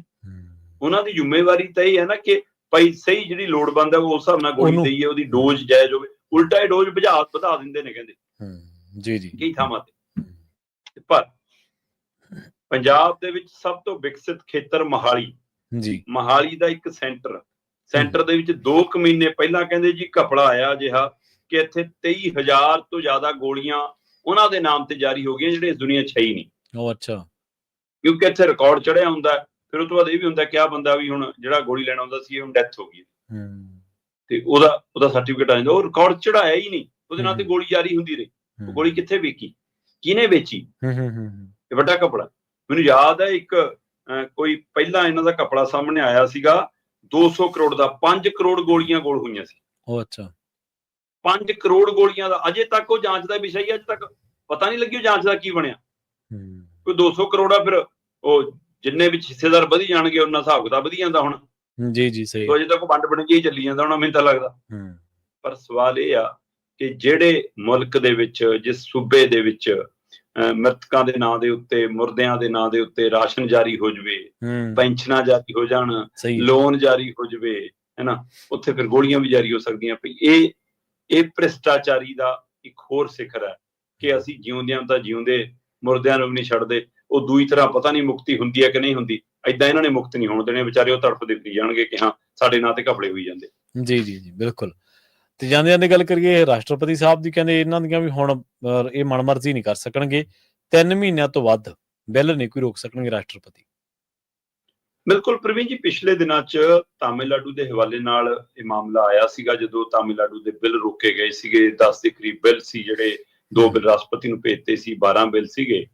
ਤੇ ਉਸ ਮਸਲੇ ਤੇ ਸੁਪਰੀਮ ਕੋਰਟ ਥੋੜਾ ਸਖਤ ਹੋਈ ਸੀ। ਸੁਪਰੀਮ ਕੋਰਟ ਨੇ ਉਸ ਸਮੇਂ ਕਿਹਾ ਸੀਗਾ ਵੀ ਕਿ ਤੁਸੀਂ ਏਦਾਂ ਬਿੱਲ ਨਹੀਂ ਰੋਕ ਸਕਦੇ, ਜਾਂ ਤੁਸੀਂ ਹਾਂ ਕਰੋ ਨਾ ਕਰੋ, ਜਾਂ ਰਾਸ਼ਟਰਪਤੀ ਨੂੰ ਭੇਜੋ। ਤੇ ਪਰ ਉਹਨਾਂ ਨੇ ਇਹ ਵੀ ਕਿਹਾ ਸੀਗਾ ਕਿ ਜੇਕਰ ਤੁਸੀਂ ਕੋਈ ਬਿੱਲ ਖਾਰਜ ਕਰ ਦਿੰਦੇ ਹੋ ਤੇ ਵਿਧਾਨ ਸਭਾ ਚੋਂ ਦੁਬਾਰਾ ਪਾਸ ਹੋ ਕੇ ਆ ਜਾਂਦੇ ਨੇ ਤਾਂ ਤੁਹਾਨੂੰ ਤੁਰੰਤ ਉਹਦੇ ਤੇ ਫੈਸਲਾ ਲੈਣਾ ਪੈਣਾ। ਤਾਂ ਇਹਦਾ ਮਤਲਬ ਸਹੀ ਪਾਉਣੀ ਪੈਣੀ ਹੈ। ਜੇ ਨਹੀਂ ਸਹੀ ਪਾਉਣੀ ਤਾਂ ਰਾਸ਼ਟਰਪਤੀ ਨੂੰ ਭੇਜਣੇ ਪੈਣੇ, ਤੁਸੀਂ ਰੋਕ ਨਹੀਂ ਸਕਦੇ ਜਾਂ ਰੱਦ ਨਹੀਂ ਕਰ ਸਕਦੇ। ਸੋ ਰਾਜਪਾਲਾਂ ਲਈ ਸਪਸ਼ਟ ਹਦਾਇਤ ਸੀ ਉਸ ਦਿਨ ਮਾਨਯੋਗ ਸੁਪਰੀਮ ਕੋਰਟ ਵੱਲੋਂ ਕਿ ਬਈ ਜੋ ਮਰਜ਼ੀ ਹੋ ਜਾਵੇ, ਇਹ ਪ੍ਰਕਿਰਿਆ ਨਹੀਂ ਕੀਤੀ ਜਾ ਸਕਦੀ, ਕਿਉਂਕਿ ਰਾਜਪਾਲ ਬਣ ਕੇ ਕੰਮ ਕਰਨ, ਨਾ ਕਿ ਕਿਸੇ ਪਾਰਟੀ ਦੇ ਨੁਮਾਇੰਦੇ ਬਣ ਕੇ। ਹਾਂਜੀ, ਆਪਾਂ ਗੱਲ ਵੀ ਕੀਤੀ ਸੀ। ਸੋ ਜਦੋਂ ਇਹ ਫੈਸਲਾ ਆਇਆ ਸੀ ਤਾਂ ਉਸ ਦਿਨ ਆਪਾਂ ਪੰਜਾਬ ਦੇ ਬਿੱਲਾਂ ਦੇ ਹਵਾਲੇ ਨਾਲ ਵੀ ਜ਼ਿਕਰ ਕੀਤਾ ਸੀ ਕਿ ਭਾਈ ਪੰਜਾਬ ਦਾ ਵੀ ਇਹ ਵਰਤਾਰਾ ਹੈਗਾ। ਪੰਜਾਬ 'ਚ ਵੀ ਇਹ ਜਿਹਾ, ਖਾਸ ਕਰਕੇ ਬਨਵਾਰੀ ਲਾਲ ਪੁਰੋਹਿਤ ਦੇ ਸਮੇਂ ਜਦੋਂ ਮੁੱਖ ਮੰਤਰੀ ਭਗਵੰਤ ਮਾਨ ਹੋਰਾਂ ਦਾ ਉਹਨਾਂ ਨਾਲ ਪੇਚਾ ਫਸਿਆ ਰਿਹਾ ਤਾਂ ਇਹ ਸਵਾਲ ਆਏ ਸੀ। ਪਰ ਹੁਣ ਉਸ ਤਾਮਿਲਨਾਡੂ ਵਾਲੇ ਮਸਲੇ ਦੇ ਉੱਤੇ ਫੈਸਲਾ ਆਇਆ। ਲੰਘੇ ਸ਼ੁੱਕਰਵਾਰ ਰਾਤ ਨੂੰ ਕਰੀਬ 11:45 ਵਜੇ 10:54 ਤੇ ਅਪਲੋਡ ਹੋਇਆ ਜੀ ਇਹ ਫੈਸਲਾ, ਮਤਲਬ ਕਿ ਸੁਪਰੀਮ ਕੋਰਟ ਦਾ ਉਹਨਾਂ ਦੀ ਵੈਬਸਾਈਟ ਤੇ ਜਦੋਂ ਫੈਸਲਾ ਅਪਲੋਡ ਹੋਇਆ, 415 ਪੰਨਿਆਂ ਤੋਂ ਵੱਧ ਦੇ ਇਸ ਫੈਸਲੇ ਦੇ ਵਿੱਚ ਬਕਾਇਦਾ ਤੌਰ ਤੇ ਅਦਾਲਤ ਨੇ ਪੰਜਾਬ ਦੇ ਮਾਮਲਿਆਂ ਦਾ ਵੀ ਜ਼ਿਕਰ ਕੀਤਾ। ਠੀਕ ਹੈ, ਕਿ ਪੰਜਾਬ 'ਚ ਵੀ ਅਜਿਹਾ ਭੁਗਤ ਭੋਗੀ ਰਿਹਾ ਸੂਬਾ ਵੀ ਸਾਡਾ, ਤੇ ਨਾਲ ਦੀ ਨਾਲ ਇਹਦੇ ਵਿੱਚ ਹੀ ਉਸੇ ਫੈਸਲੇ 'ਚ ਜਿਹੜਾ ਹੁਣ ਪਤਾ ਲੱਗ ਰਿਹਾ ਪੂਰਾ ਫੈਸਲਾ ਹੋਣ ਤੋਂ ਬਾਅਦ, ਕਿ ਉਹਦੇ ਵਿੱਚ ਮਾਨਯੋਗ ਸੁਪਰੀਮ ਕੋਰਟ ਨੇ ਰਾਸ਼ਟਰਪਤੀ ਲਈ ਵੀ ਹਦਾਇਤ ਕੀਤੀ ਹੈ ਕਿ ਤੁਸੀਂ ਵੀ 3 ਮਹੀਨਿਆਂ ਤੋਂ ਵੱਧ ਬਿੱਲ ਰੋਕ ਨਹੀਂ ਸਕਦੇ। ਇੱਥੇ ਬਿੱਲ ਤਾਂ ਬਿੱਲ ਅਪੀਲਾਂ ਰੁਕੀਆਂ ਰਹਿੰਦੀਆਂ ਰਾਸ਼ਟਰਪਤੀ ਕੋਲ ਸਾਲਾਂ ਬੱਧੀ, ਹਾਂਜੀ ਹਾਂਜੀ ਬਿਲਕੁਲ। ਫੈਸਲਾ ਹੀ ਨਹੀਂ ਹੁੰਦਾ ਕਿ ਹਾਂ ਵੀ ਉਹ ਸਹੀ ਕਰਨੀ ਹੈ। ਮਤਲਬ ਤੁਹਾਡੇ ਕੋਲ ਜੇ ਕੋਈ ਚੀਜ਼ ਆ ਗਈ ਤਾਂ ਤੁਸੀਂ ਉਸਦੇ ਉੱਤੇ ਜਾਂ ਹਾਂ ਕਰੋ ਜਾਂ ਨਾ ਕਰੋ, ਜਾਂ ਆਪਣਾ ਤਰਕ ਆਧਾਰਿਤ ਕੋਈ ਸਵਾਲ ਕਰਕੇ ਵਾਪਸ ਭੇਜੋ। ਰੋਕੀ ਰੱਖਣਾ ਇਹ ਕੋਈ ਹੱਲ ਥੋੜ੍ਹਾ ਹੈ। ਇਹ ਰਾਜਨੀਤਿਕ ਚਾਲ ਵੱਧ ਲੱਗਦੀ ਹੈ। ਤੁਹਾਡੀ ਜ਼ਿੰਮੇਵਾਰੀ, ਸੰਵਿਧਾਨਕ ਜ਼ਿੰਮੇਵਾਰੀ ਦੀ ਬਜਾਏ ਉਹ ਰਾਜਨੀਤਿਕ ਪੈਂਤੜੇਬਾਜ਼ੀ ਲੱਗਦੀ ਹੈ। ਸੋ ਇਸ ਲਈ ਰਾਜਪਾਲ ਦਾ ਰਾਜਪਾਲ, ਰਾਸ਼ਟਰਪਤੀ ਲਈ ਵੀ ਮਾਨਯੋਗ ਸੁਪਰੀਮ ਕੋਰਟ ਨੇ ਤੈਅ ਕੀਤਾ ਹੈ ਕਿ ਵੀ ਤੁਸੀਂ ਵੀ ਸਮਾਂ ਹੱਦ 'ਚ ਰਹਿੰਦੇ ਆ ਆਪਣੇ ਬਿੱਲਾਂ ਦਾ ਨਿਪਟਾਰਾ ਕਰਨਾ, ਔਰ 3 ਮਹੀਨਿਆਂ 'ਚ ਬਿੱਲਾਂ ਦਾ ਨਿਪਟਾਰਾ ਕਰਨਾ ਪਏਗਾ। ਜੀ ਜੀ ਸ਼ਰਮਾ ਜੀ, ਇਹਨਾਂ ਖਾਸ ਖਬਰਾਂ ਤੇ ਖਾਸ ਜਾਣਕਾਰੀਆਂ ਦੇ ਲਈ ਤੁਹਾਡਾ ਬਹੁਤ ਬਹੁਤ ਧੰਨਵਾਦ ਜੀ। ਬਹੁਤ ਸ਼ੁਕਰੀਆ ਜੀ ਬਿਲਕੁਲ। ਤੇ ਕਿਸੇ ਦਿਨ ਫੇਰ ਆਪਾਂ ਇਸ ਗੱਲ ਉੱਤੇ ਕੋਸ਼ਿਸ਼ ਕਰਾਂਗੇ ਵੀ ਜਿਹੜੀਆਂ ਗੱਲ ਕਰਨ ਦੀ, ਕਿ ਜਿਹੜੀਆਂ ਸੰਵਿਧਾਨਕ ਸ਼ਕਤੀਆਂ ਨੇ ਵੱਖ-ਵੱਖ ਅਹੁਦਿਆਂ ਦੀਆਂ, ਵੀ ਉਹਨਾਂ ਦਾ ਕੋਈ ਦਾਇਰਾ ਵੀ ਹੈ, ਕੋਈ ਹੱਦ ਵੀ ਹੈ, ਜਾਂ ਬਸ ਉਹ ਆਪਣੇ ਮੁਤਾਬਕ, ਜਿਵੇਂ ਕਾਂਗਰਸ ਆਈ ਪਹਿਲਾਂ ਸੱਤਾ ਦੇ ਵਿੱਚ, ਰਾਜਪਾਲਾਂ ਜ਼ਰੀਏ ਰਾਜਾਂ ਦੀ ਸੱਤਾ ਤੇ ਕਬਜ਼ਾ ਕਰ ਲਿਆ, ਸੇਮ ਰਸਤੇ ਦੇ ਉੱਤੇ ਭਾਜਪਾ ਹੈ। ਰਾਸ਼ਟਰਪਤੀ ਨੂੰ ਤਾਂ ਤੁਸੀਂ ਕੁਝ ਚੀਜ਼ਾਂ ਲਈ ਅਕਾਊਂਟੇਬਲ ਕਹਿ ਸਕਦੇ, ਪਰ ਜਿਵੇਂ ਤੁਸੀਂ ਜ਼ਿਕਰ ਕੀਤਾ ਵੀ ਰਹਿਮ ਦੀਆਂ ਅਪੀਲਾਂ, ਆਪਾਂ ਕਈ ਵਾਰੀ ਭਾਈ ਰਾਜੋਆਣਾ ਦੇ ਮਾਮਲੇ ਦੇ ਵਿੱਚ ਜਾਂ ਬੰਦੀ ਸਿੰਘਾਂ ਦੇ ਮਾਮਲੇ ਦੇ ਵਿੱਚ ਆਪਾਂ ਕਿੰਨੇ ਵਾਰੀ ਜ਼ਿਕਰ ਕੀਤਾ ਇਹਨਾਂ ਚੀਜ਼ਾਂ ਦਾ। ਜੀ ਬਹੁਤ ਬਹੁਤ ਧੰਨਵਾਦ ਸ਼ਰਮਾ ਜੀ, ਇੱਕ ਵਾਰੀ ਫਿਰ ਤੋਂ। ਪ੍ਰੋਗਰਾਮ ਖਬਰ ਤੇ ਨਜ਼ਰ ਨੂੰ ਆਪਾਂ ਇੱਥੇ ਸਮਾਪਤ ਕਰਾਂਗੇ। ਤੁਹਾਡਾ ਸਾਰਿਆਂ ਦਾ ਵੀ ਬਹੁਤ ਧੰਨਵਾਦ। ਸਤਿ ਸ਼੍ਰੀ ਅਕਾਲ। ਜੁੜੇ ਰਹੋ ਪੰਜਾਬੀ ਰੇਡੀਓ USA ਦੇ ਨਾਲ।